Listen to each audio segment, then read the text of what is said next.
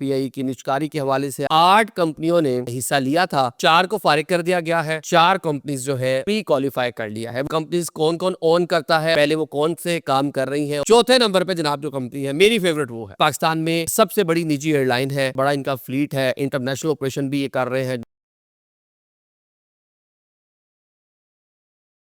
अस्सलाम वालेकुम नाज़रीन, मैं हूँ आदिल निज़ामी और आप देख रहे हैं मेरा डिजिटल चैनल। आज का व्लॉग पाकिस्तान के नेशनल फ्लैग कैरियर पीआई की निष्कारी के हवाले से। आपको मालूम है बड़ी तेज़ी से इस हवाले से काम जारी है। 8 कंपनियों ने कह लें कि निष्कारी के अंदर इब्तदाई मराहिल में हिस्सा लिया था।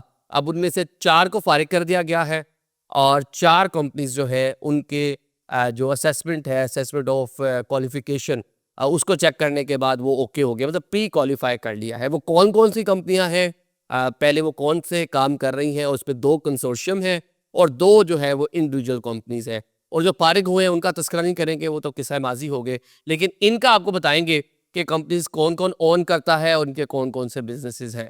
आपको मालूम ही है कि आईएमएफ के जो शराइत हैं उसके मद्देनज़र रखते हुए पाकिस्तान में निष्कारी के हवाले से बड़े तेज़ी से काम जारी है। और पीआईए जो एक कह लें कि सफ़ेद हाथी बना हुआ था, 650 अरब के उसका जो खसारा था वो गवर्नमेंट ने ओन कर लिया।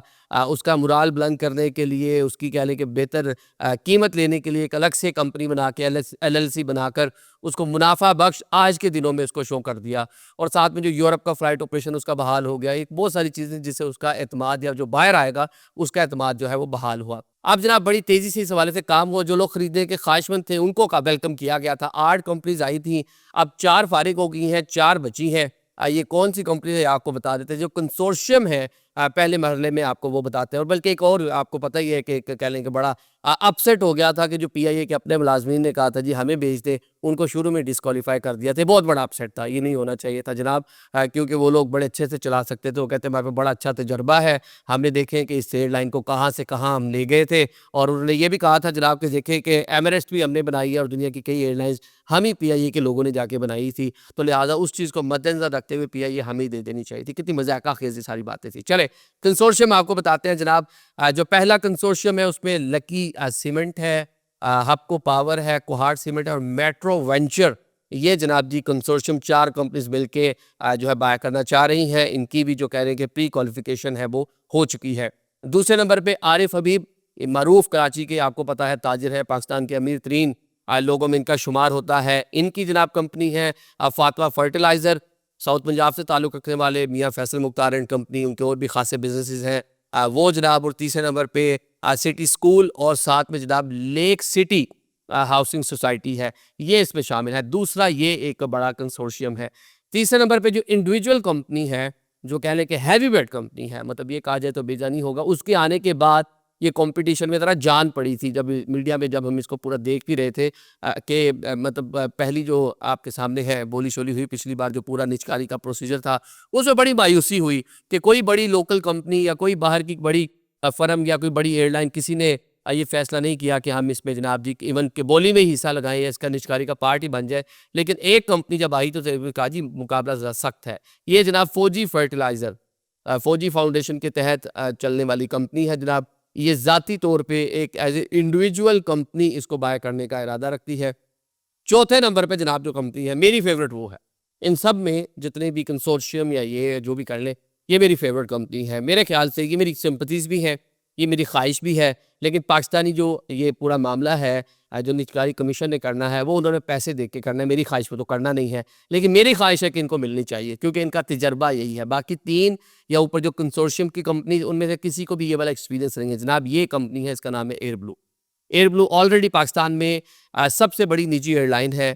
अच्छा खासा बड़ा इनका फ्लीट है, इंटरनेशनल ऑपरेशन भी ये कर रहे हैं, ना दुनिया के कई ममालिक में जा रहे हैं, लोकली भी बड़े अच्छे से चल रहे हैं। शायद खाकान अब्बासी साहब ऑल दो मिनिस्टर भी रहे या इस पूरी चीज़ों को देखते रहे, प्राइम मिनिस्टर भी रहे, उस टाइम पीआईए सही से नहीं चली उनके दौर में भी। लेकिन उनकी अपनी जो निजी एयरलाइन जिसको अब कहते हैं, जब उनसे हमने इस बारे एक बार पूछा भी था, हमारे प्रोग्राम में आए हुए थे, उन्होंने कहा जी अब ये पूरा एक बोर्ड ऑफ गवर्नेंस है, मैं उससे मतलब साइड पे होऊंगा। चले वो जो भी बोर्ड ऑफ गवर्नेंस है, कौन चला रहा है कौन नहीं चला रहा, इसे कता नज़र कम से कम वो इस एयरलाइन और एविएशन के शोबे से मुंसलिक है, तो इनको वेलकम करना चाहिए मेरे ख्याल से।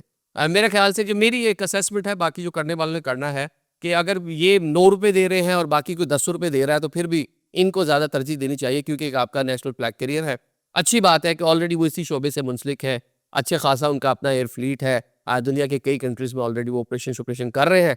तो जनाब ये इसको अच्छे से मुझे लगता है शायद वो पीआईए को चला पाएँ। 34 जहाज़ टोटल हैं पीआईए के पास, जिनमें से 20 एक जो है ऑपरेशनल है, बाकियों को भी ऑपरेशनल करना है। तो एक अच्छी कंपनी के तौर पे ये है, लेकिन फ़ैसला मुल्क और कौम के वसीअतर मफ़ाद में, पीआईए के वसीअतर मफ़ाद में, क्योंकि हमारा नेशनल फ्लैग कैरियर है, कौमी सब-जलाली परचम उसके ऊपर लगा हुआ है, तो किसी ऐसी कंपनी को दें, वो बेशक आप फौजी फर्टिलाइज़र को दे दें या जो कंसोर्शियम्स है उनमें से किसी को दे दें, जिसको भी दें सोच समझ के दें, ऐसी कंपनी को दें जिसको बड़े अच्छे से इसको चला सके, इसको रन कर सके।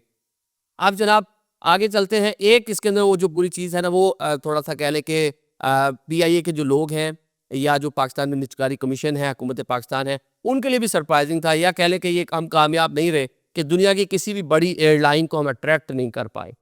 मतलब जब हम एविएशन की चीज़ों को देखते हैं, इतिहाद है, एमिरेट्स है, कतर है, ये बड़ी एयरलाइंस है, या सऊदी एयरलाइन है, उनको जहाज़ों की किल्लत का सामना है। वो नित नए डेस्टिनेशन शुरू करना चाहते हैं।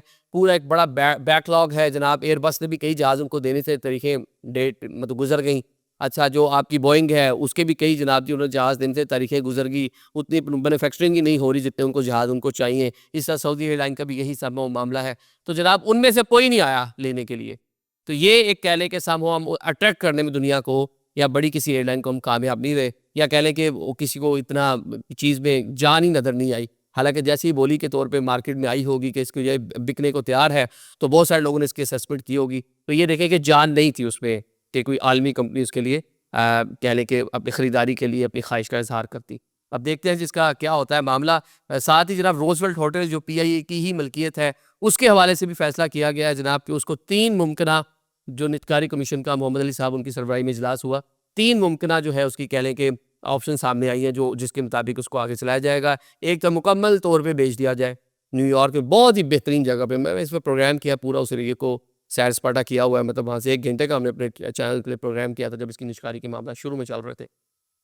बहुत ही मज़े की जगह जनाब। मुकम्मल तौर पे बेच दिया जाए, या जॉइंट वेंचर किया जाए, या फिर कोई तवील मुद्दती लीज़ जो कोई 50 साल या 60 साल इतने टाइम की लीज़ हो, इसके ऊपर दे दिया जाए। ये 3 ऑप्शंस इसके ऊपर भी ज़ेर गौर है।